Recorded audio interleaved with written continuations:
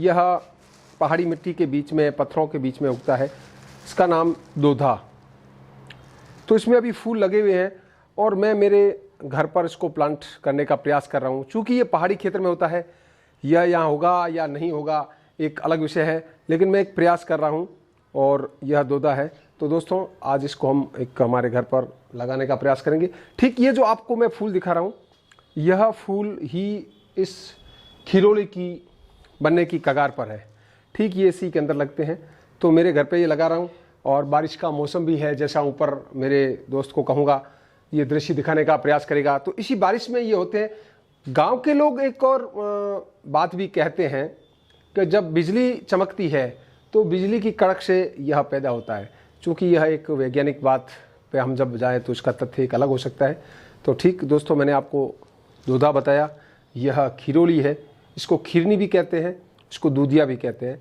तो यह इसका पौधा और यह इसका फल। यह पश्चिमी राजस्थान के अंदर जो पहाड़ियों से ढलती हुई धरती होती है कड़क, उसमें यह पौधा होता है। आज मैं इसको मेरे यहाँ प्लांट करूँगा और प्रयास करूँगा कि शायद इसके फल हमारे को। ये खिरोली है। इसे स्थानीय भाषा में, अपने मारवाड़ी में कुछ लोग दूधेली भी कहते हैं, खिरनी भी कहते हैं कुछ लोग, जिन्हें नहीं मालूम है इसका नाम। और इसका बायोलॉजिकल नाम जो है ग्लॉसिनोमा वेरिएंस है। ये एक प्रकार का अपने यहाँ का स्थानीय पौधा होता है जो कि पहाड़ों में, अब मगरों के अंदर, पत्थरों के बीच में और तलाई वाली जो ज़मीन होती है वहाँ पे ये उगता है। और ये अपने बरसात के दिनों के अंदर इसका पौधा जो है काफ़ी जल्दी से बढ़ता है और उसके अंदर इस तरीके के फल लगते हैं। जी, मेरा नाम हुक्म सिंह है। मैं एक जैसलमेर की औषधि लेख के रूप में लेके आया हूँ दोधे का पौधा।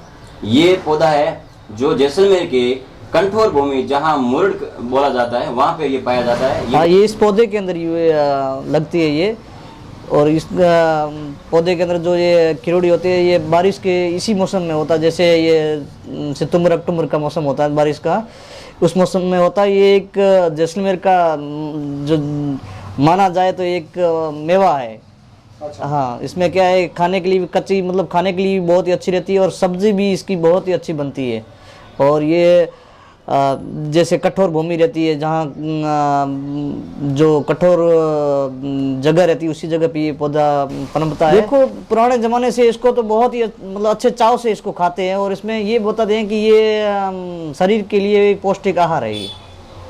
अच्छा, शरीर के लिए पौष्टिक आहार है। जी जी। तो इसका स्वाद कैसा होता है, ये आप थोड़ा बता सकते हो? जी, इसका स्वाद बहुत ही, कच्ची रहती है तो बहुत ही मीठा स्वाद होता है इसका। इसके अंदर जो ये खिरोड़ी है और इसके अंदर आग होता है पौधे के अंदर। कई लोग तो इसको पौधे को कच्चा चबा जाते हैं। अच्छा, कोई पौधे को कच्चा चबा जाते हैं। जी। आपने अभी एक बात बताई कि इसमें एक पकी भी होती है और कच्ची भी होती है। तो आपके हाथ में इसमें हमारे को बता सकते हो ये कैसी है? ये कच्ची है, ये कच्ची है। खाने में बहुत ही अच्छी रहती है, मतलब ये कच्चा ही इसको खाते हैं। अच्छा, पक्के का इसमें क्या रहेगा? पक्के के लिए, पक्के के जो हल्का सा ये जो है कलर है, ये ऐसा रहेगा, ये कलर रहेगा। अच्छा, ये पकने के बाद? हाँ, ये पकने के बाद में ये कलर आ जाता है।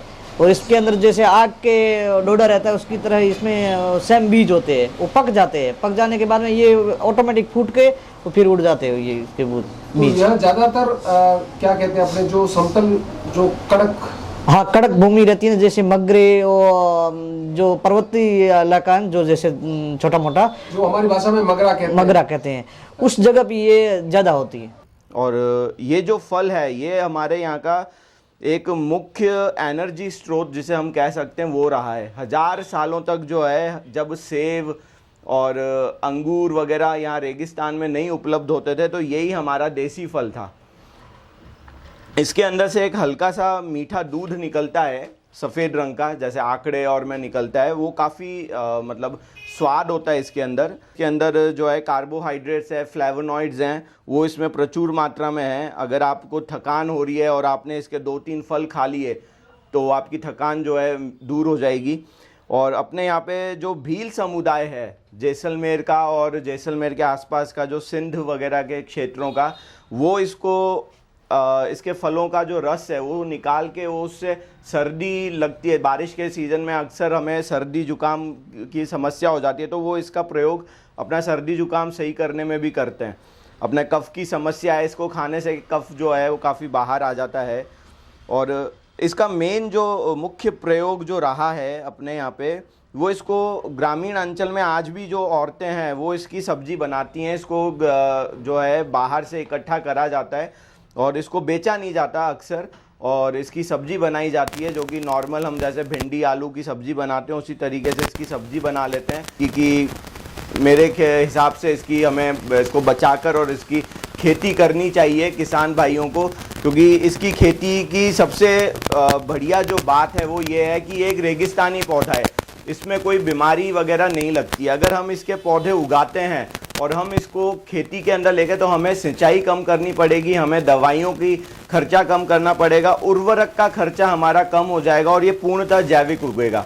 और इसके फल, क्योंकि ये स्थानीय बाजार, क्योंकि हमने ये जिन किसान के यहाँ पे उगवाया था और हम अब इसको लेकर आए हैं, तो हमें पता चला कि लोगों ने इसको देखा ही नहीं है। पिछले 30-40 साल में स्थानीय शहरी जो लोग हैं, ग्रामीणों ने भी इसको नहीं देखा है। सब कह रहे हैं कि अरे हमने तो इसको बचपन में खाया था, हम इसको भूल चुके हैं। तो ये एक ऐसा हमारा फल है जिसे हम वापस से हमारे जो है जहाँ पे अब ये हो रहा है, काफ़ी लुप्त प्राय पौधा हो चुका है। इसको मतलब थार रेगिस्तान के थ्रेटन्ड स्पीशीज़ में भी इसका नाम आज शामिल किया जा चुका है बायोलॉजिकल सर्वेज और के अंदर। बहुत कम इलाकों में हो रहा है, तो ज़रूरत है कि हम ऐसा ये जो पौधा है इसको हम लेकर आएँ गांव के अंदर, वापस से इसके हम खेती करवाएं लोगों से, और इस फल को हम पूरे देश में जो है बेच सकते हैं लोगों को, अगर, क्योंकि लोगों ने इसे देखा ही नहीं है, उनके लिए नई चीज़ है। नई चीज़ को लोग बाज़ारों में, बड़े शहरों में बड़े जल्दी से इसको ख़रीदा जाएगा।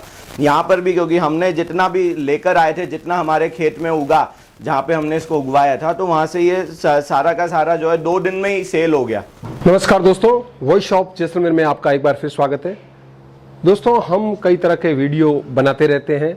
आज उसी कड़ी में हम जैसलमेर जिले में और पश्चिमी राजस्थान की बात करें तो यहाँ हमारे कई वनस्पतियाँ हैं जो विलुप्त होने की कगार पे है।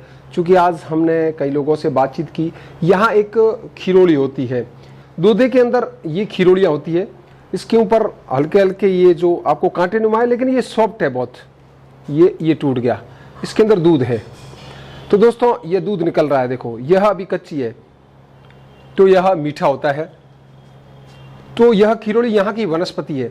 यह बहुत ही कह सकते हैं, हम अगर बादाम काजू की बात करें तो राजस्थान के अंदर, पश्चिमी राजस्थान में ये यहाँ का बादाम काजू कह सकते हैं कि